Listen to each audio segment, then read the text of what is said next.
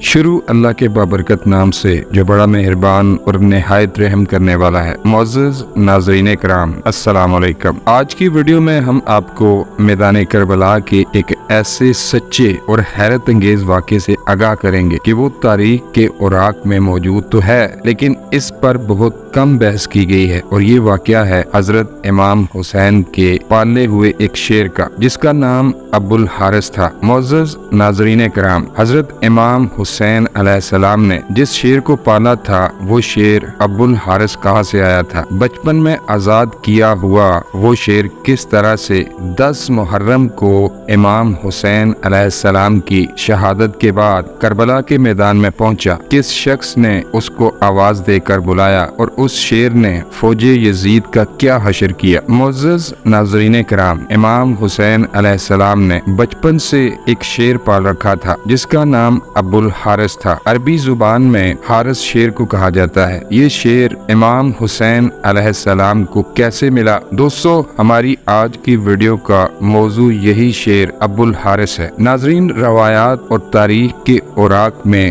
ذکر کیا گیا ہے کہ ایک بار حضرت علی رضی اللہ تعالی عنہ خطبہ فرما رہے تھے کہ کچھ لوگ دوڑتے ہوئے آپ کے پاس آئے اور کہا کہ یا علی، آپ کی طرف ایک شیر دوڑتا چلا آ رہا ہے۔ حضرت علی نے فرمایا، بیٹھ جاؤ اور ڈرنے کی کوئی بات نہیں، یہ شیر کسی کو کچھ نہیں کہے گا۔ ناظرین کرام، یہ بات ابھی ختم نہ ہوئی تھی کہ ایک بہت بڑے شیر نے حضرت علی رضی اللہ تعالی عنہ کی خدمت میں حاضری دی، سلام پیش کیا اور اپنا ایک بچہ بھی حضرت علی رضی اللہ تعالی عنہ کی خدمت میں پیش کیا۔ شیر نے اپنی زبان میں حضرت علی رضی اللہ تعالی عنہ سے کہا کہ مولا، میں اس بچے کا باپ نہیں ہوں بلکہ میں اس کی ماں ہوں۔ اس بچے کا باپ کسی وجہ سے مر چکا ہے۔ اس شیرنی نے حضرت علی رضی اللہ تعالی عنہ سے کہا کہ مولا، میں چاہتی ہوں کہ یہ بچہ پل کر جوان بھی ہو جائے اور اپنے دشمنوں سے بھی محفوظ رہے۔ ناظرین کرام، حضرت علی رضی اللہ تعالی عنہ نے فرمایا کہ مطمئن ہو کر چلی جاؤ، یہ مجھ علی کا وعدہ ہے کہ اسے یتیمی کا احساس نہیں ہونے دوں گا۔ میں یہ بچہ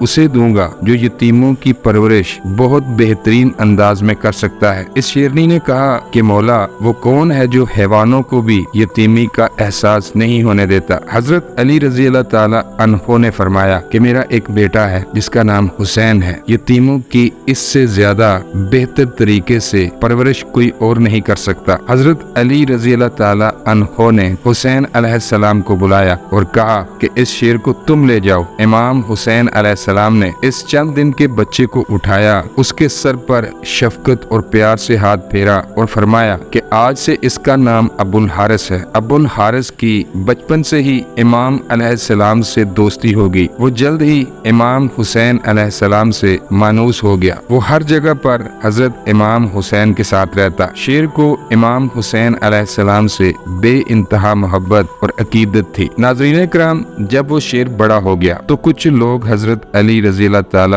عنہ کے پاس آئے اور کہنے لگے، یا علی، ابو الحارث اب بڑا شیر بن چکا ہے، اسے دیکھ کر ہمیں خوف محسوس ہوتا ہے اور ہمیں یہ ڈر ہے کہ کہیں یہ ہمیں یا ہمارے بچوں کو کوئی نقصان نہ پہنچا دے، اس لیے اب آپ اسے کہیں دور جنگل میں چھوڑ آئے۔ حضرت علی رضی اللہ تعالی عنہ گھر تشریف لائے، امام حسین علیہ السلام کو بلایا اور کہنے لگے کہ بیٹا، یہ میں نہیں کہہ رہا بلکہ عرب کے لوگ کہہ رہے ہیں کہ ابو الحارث اب جوان ہو چکا ہے، اب ہمیں اس سے خطرہ ہے۔ بیٹا، مناسب یہی ہے کہ ابو الحارث کو آزاد کر دو اور اسے دور کہیں جنگل میں چھوڑاؤ۔ ناظرین، یہ سننا تھا کہ امام حسین علیہ السلام کی آنکھوں میں آنسو آ گئے۔ حضرت علی نے اپنے بیٹے کو دیکھا اور مسکرائے اور پھر اپنے بیٹے کو پیار کرنے لگے۔ حضرت حسین علیہ السلام نے فرمایا کہ بابا جان، جیسے آپ کا حکم، لیکن اس کے ساتھ ہی امام حسین علیہ السلام رونے لگے۔ امام حسین علیہ السلام نے فرمایا کہ بابا جان، آج کا دن نکال لیں، کل ابو الحارث آپ کو نظر نہیں آئے گا۔ امام علی علیہ السلام نے فرمایا، بیٹا حسین، آج کے دن کیا کرو گے؟ امام حسین علیہ السلام نے فرمایا، بابا ابھی دیکھیں شام ہو گئی ہے اور یہ وقت کسی کو گھر سے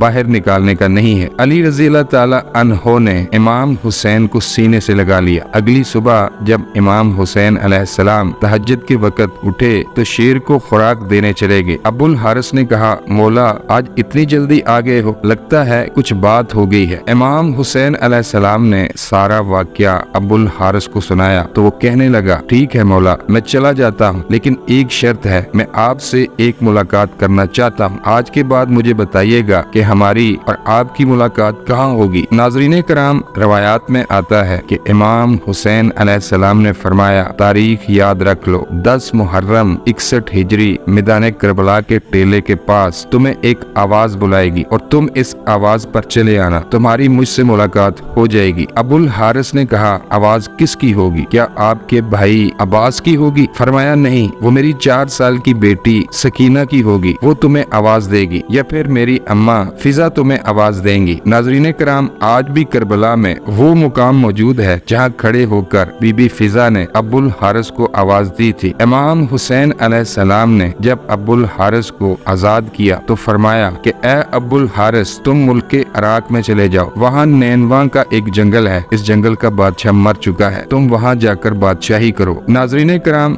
यूं इमाम हुसैन अलैहिस्सलाम का हुक्म मानकर अबुल हारिस मदीना छोड़कर चला गया। वो आशूर की शाम थी कि जब इमाम हुसैन अलैहिस्सलाम शहीद हुए और उमर बिन साद लैन का हुक्म था कि इमाम हुसैन की लाश पर घोड़े दौड़ाए जाए और लाश मुबारक को पामाल कर दिया जाए। ये आवाज सुनकर अहले हरम पर क़यामत बर्पा होगी। जैसे ही अफवाजे अशकिया के अंदर ये ऐलान हुआ तो बीबी फिजा हजरत बीबी ज़ैनब के पास आई और कहने लगी, ऐ मेरी पाक सईदा, रसूल खुदा सल्लल्लाहु अलैहि वसल्लम के एक सहाबी थे जो समंदर में सफर कर रहे थे, इनकी कश्ती टूट गई और वो कश्ती के एक तख्ते का सहारा लेकर एक वीरान जजीरे पर जा पहुंचे। इन्होंने वहाँ पर एक शेर को देखा। इन्होंने शेर से कहा, मुझे कुछ मत कहना, मुझे अजियत मत देना, मैं रसूल खुदा सल्लल्लाहु अलैहि वसल्लम का गुलाम हूँ। शेर ने जैसे ही ये बात सुनी तो उसने सहाबी को नुकसान पहुँचाने की बजाय इसे सीधा रास्ता दिखाया। बीबी फिजा ने फरमाया, ऐ मेरी पाक सईदा, इस इलाके में एक शेर रहता है, आप मुझे इजाजत दीजिए, मैं इस शेर के पास जाकर इसे बुलाती हूँ और इन जालिम कूफियों के इरादे से इसे आगाह करती हूँ। और फिर इसके बाद जनाब फिजा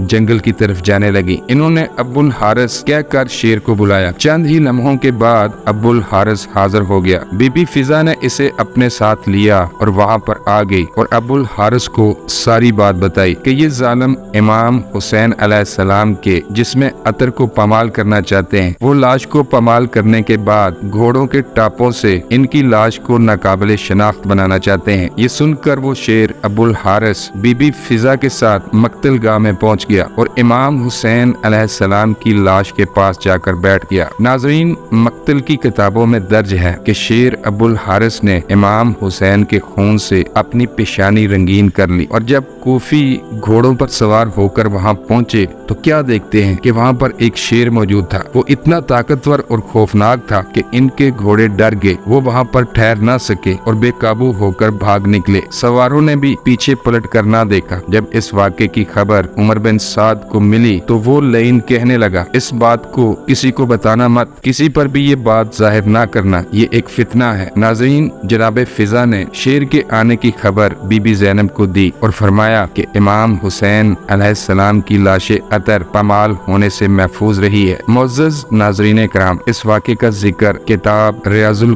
कुद्स के सफ़ा नंबर 225 और 226 पर मौजूद है। अगर आप चाहें तो इस किताब का मुताला कर सकते हैं। उम्मीद करता हूँ आपको हमारी आज की वीडियो पसंद आई होगी। पसंद आने की सूरत में वीडियो को लाइक करें और शेयर करने के साथ साथ हमारे चैनल को भी सब्सक्राइब कर लें ताकि आपको आइंदा भी हमारी तारीखी, इस्लामी और सबक अमौज वाक़यात पर मबनी वीडियोस का नोटिफिकेशन मिलता रहे। अल्लाह तबारक व तआला हम सब का हामी नासिर हो। आमीन या रब्बुल आलमीन।